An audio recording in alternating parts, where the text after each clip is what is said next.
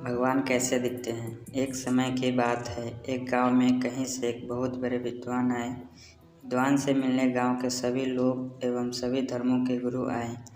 उनके समक्ष सभी धर्म गुरुओं ने अपने अपने धर्म के अनुसार ईश्वर के स्वरूप का बखान किया और बतलाया कि ईश्वर वैसा ही होता है जैसा उनके धर्म में कहा गया है। बाकी के धर्म गलत बतला रहे हैं।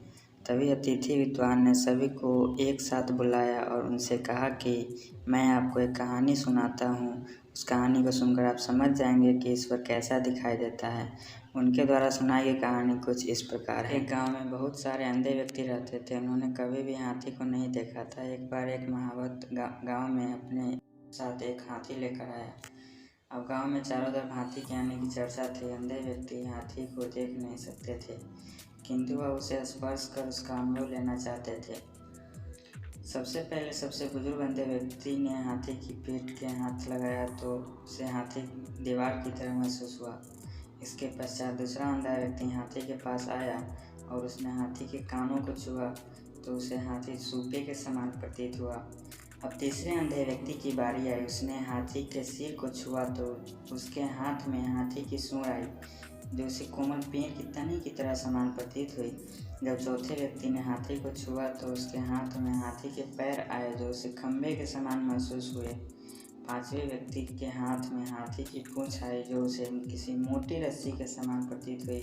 हाथी को छूने के बाद सभी अंधे अपने अपनी जगह वापस आ गए और एक दूसरे से अपना अनुभव साझा करने लगे। पहला व्यक्ति बोला, भाई हाथी तो दीवार की तरह होता है। उसकी बात सुनकर दूसरा व्यक्ति कहता है, नहीं नहीं, हाथी तो सूपे की तरह होता है। तीसरा व्यक्ति बोला, हाथी ना तो दीवार की तरह होता है और ना ही सूपे की तरह, हाथी तो कोमल पेड़ के तने के समान होता है।